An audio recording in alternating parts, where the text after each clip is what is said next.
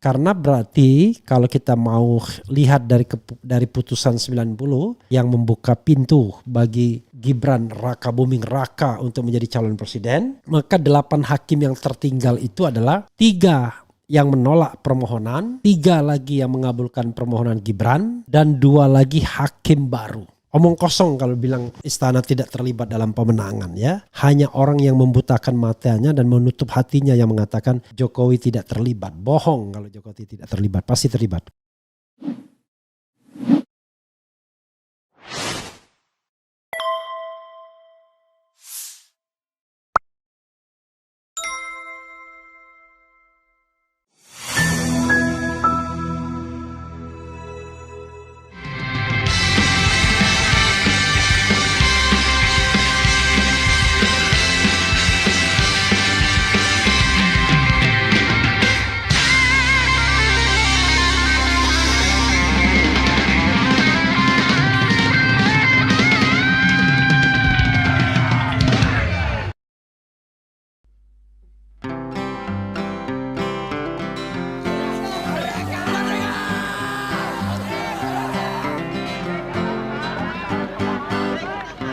Kaulah itu langit Jakarta membara,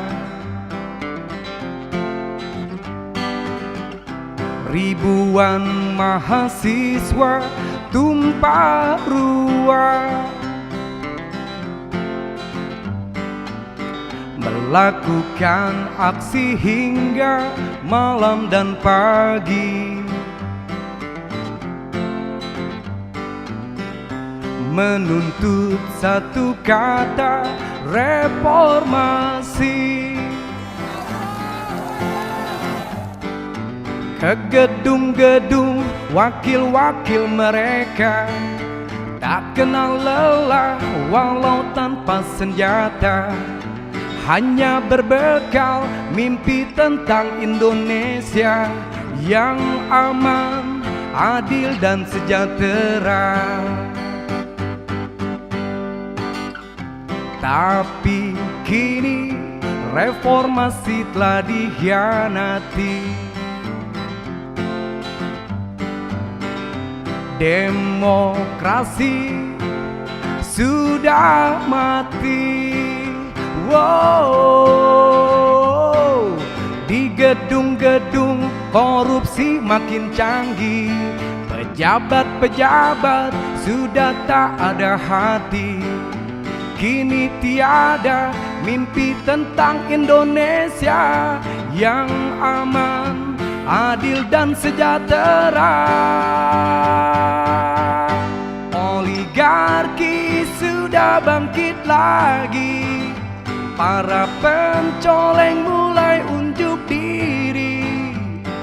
Istana jadi pusat transaksi, penguasa sudah lupa diri. Oligarki sudah bangkit lagi, para pencoleng mulai unjuk diri. Istana jadi pusat transaksi, penguasa sudah lupa diri. Reformasi dikhianati, reformasi dikhianati, dikhianati.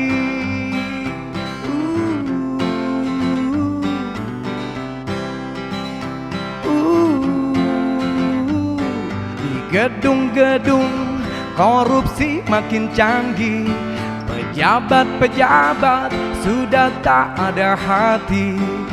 Kini tiada mimpi tentang Indonesia yang aman, adil dan sejahtera. Oligarki sudah bangkit lagi, para pencoleng mulai unjuk diri.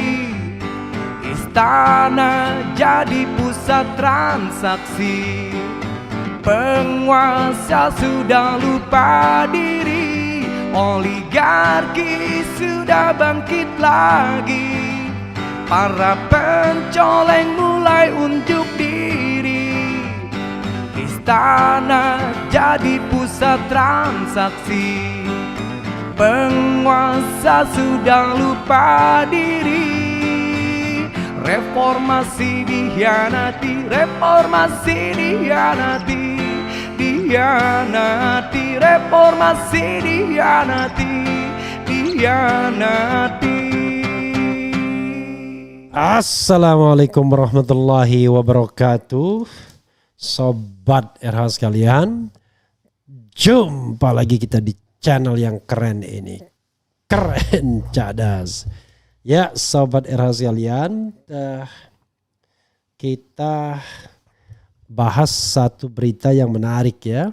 Yaitu MK pastikan Paman tidak menjadi hakim di sengketa Pilpres 2024. Nah ini berita gembira ya bagi 01 dan 03 karena dengan demikian peluang untuk menang jadi lebih besar. Karena kalau ada Paman Usman ya Paman sudah pasti akan membela keponakannya. Tidak mungkin akan bersikap objektif. Itulah sebabnya hakim dilarang menyidangkan sengketa yang dia punya kepentingan ya, punya apa istilahnya, punya konflik of interest ya. Makanya Paman tidak boleh. Karena Paman tidak boleh, maka ya tentu saja sidangnya mudah-mudahan akan jauh lebih fair ya. Kenapa kemudian Paman Usman menjadi berita gembira? Karena berarti kalau kita mau lihat dari putusan 90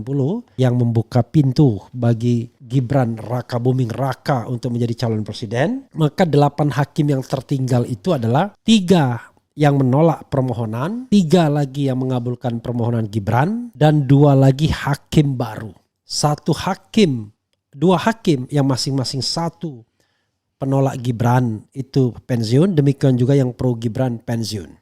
Jadi sekarang posisinya 3-3. Jadi sekadar reminder ya, 3 hakim yang ada yang menolak Gibran itu adalah bukan menolak Gibran sesungguhnya, yang tidak mengabulkan sengketa hasil yang tidak mengabulkan putusan 90 ya, di mana pemohonnya Almas Shakib Biru.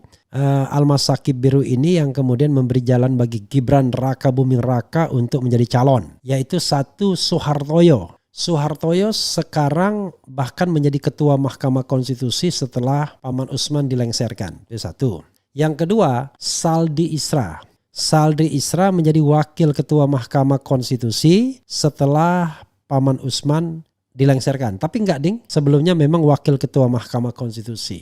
Nah ketiga, mantan ketua Mahkamah Konstitusi dan pernah juga menjadi wakil ketua Mahkamah Konstitusi Arief Hidayat. Jadi 3 orang ini kelas berat sebenarnya.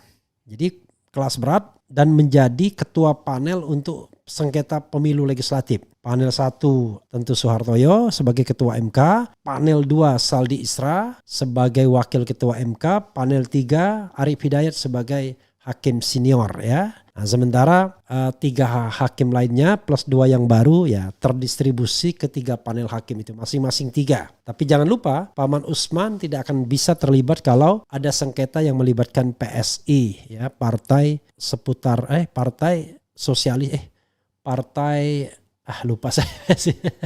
Partai Solidaritas Indonesia.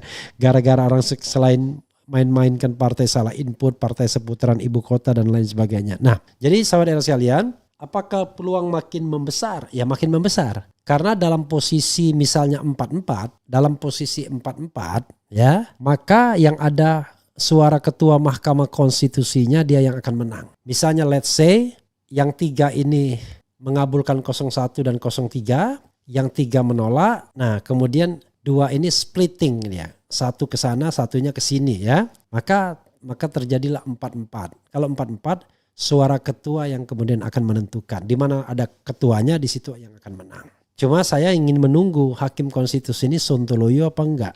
Karena kalau hakimnya Sontoloyo from the beginning permohonan akan ditolak. Karena permohonan ini sama sekali tidak mempersoalkan hasil pemilu. Yang dipersoalkan adalah soal kecurangan yang terjadi bahkan jauh sebelum pencoblosan tanggal 14 Februari dilaksanakan. Dan kalau kita bicara teori berpemilu, ya ini penggunaan pork barrel atau gentong babi ya sehingga pemilu ini sebabi-babinya yaitu pemilu yang tidak bisa dipertanggungjawabkan azas jujur dan adilnya, termasuk azas bebasnya, sehingga dikatakan sebagai pemilu yang melanggar konstitusi. Oke, ya, pemilu yang melanggar konstitusi. Karena ini pemilu yang melanggar konstitusi, maka ya tidak ada justifikasi untuk ditegakkan, untuk diakui hasilnya. Nah, tetapi ini sekali lagi ini sifatnya kualitatif.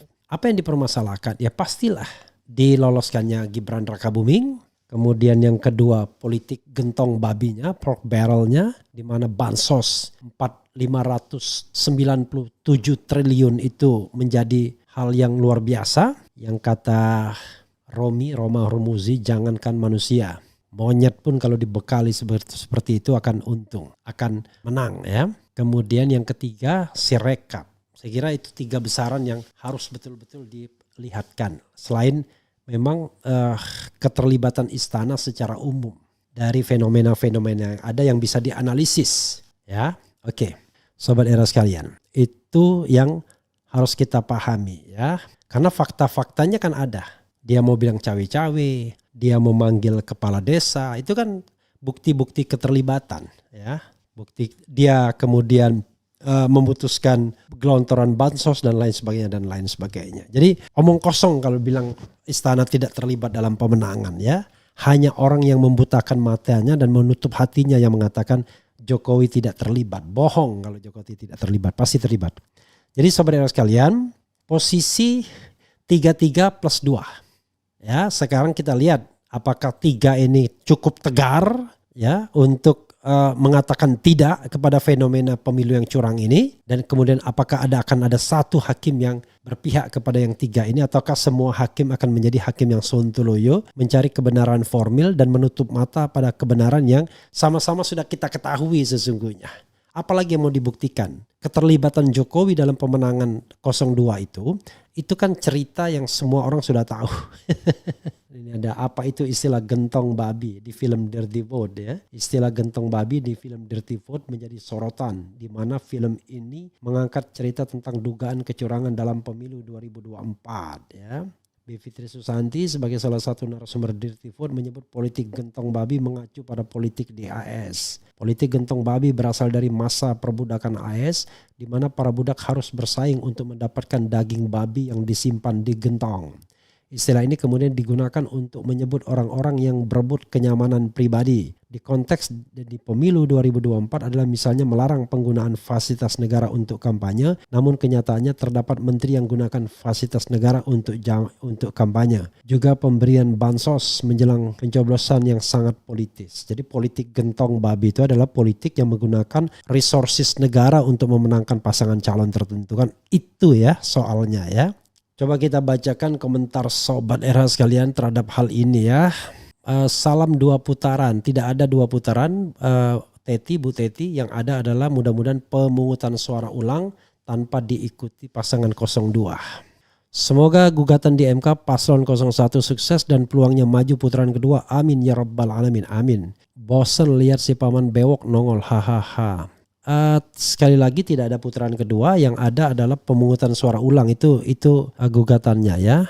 Tanam paman panen gugatan, penguasa bukan lupa diri tapi sudah mati rasa ya. Di atas kertas 01 kalah tapi di atas keyakinan 01 juara insya Allah. Penipu bohong, nggak pakai Usman, ya tetap bohong.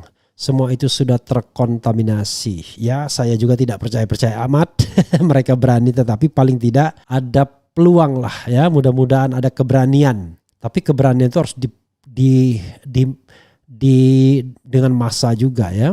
Tolong Hakim MK dijaga terhadap intervensi dan ancaman baik langsung maupun tidak langsung. Amerika mendapat julukan negeri Paman Sam, jangan sampai Indonesia mendapat julukan negara Paman Usman. Rontokkan dan runtuhkan sampai longsor semua politik dinasti Jokowi ya. Jalan ke Banyuwangi bersama teman, makan di warung tanpa halaman. Negeri ini negeri para paman, salah satunya Paman Usman. Paman bikin rusak demokrasi. Hakim Sontoloyo tempatnya di neraka jahanam. Walau sang paman tidak ikut mengadili sengketa pilpres, tapi barang haramnya sudah dipakai ikut pilpres. Jangan percaya kaki tangan Usman banyak. Saya tidak menyuruh Anda percaya ya. Saya menyuruh Anda berpikir dan Anda mendesak, Anda bersuara ya. Karena kalau cuma percaya-percaya saja tanpa desakan, waduh. Yang namanya gini, yang paling gampang adalah menghindar. Menghindar itu adalah menolak permohonan. Nah, kalau menolak permohonan itu paling gampang. Karena tidak akan memunculkan konsekuensi apa-apa. Dan Anda barangkali akan mendapatkan kenyamanan lebih kalau kemudian menolak permohonan, karena karakteristik dari penguasa yang menang dengan cara curang adalah dia akan memberikan segalanya, insentif kepada siapapun yang mendukung kecurangan tersebut. Jangan terlalu berharap di MK, Jokowi akan habis-habisan di MK, begitu ya. Nasdem kok kasih ucapan selamat ke Bowo, nggak menghargai relawan. Ada yang nulis, ya saya nggak peduli. Kalau Nasdem merapat saya relawan. Ada juga, bagus juga dia ya. Artinya ada relawan yang menulis demikian. Jadi ya mau diapakan ya, kalau seandainya memang itu ya dia relawan ya. Sobat Era sekalian, coba saya baca juga di itu saja Sobat Era sekalian ya. Mudah-mudahan ini bermanfaat. Sekali lagi ya, mudah-mudahan semua channel berkembang menjadi alat edukasi dan alat mengkritisi. Wassalamualaikum warahmatullahi wabarakatuh. Keren. Dadah.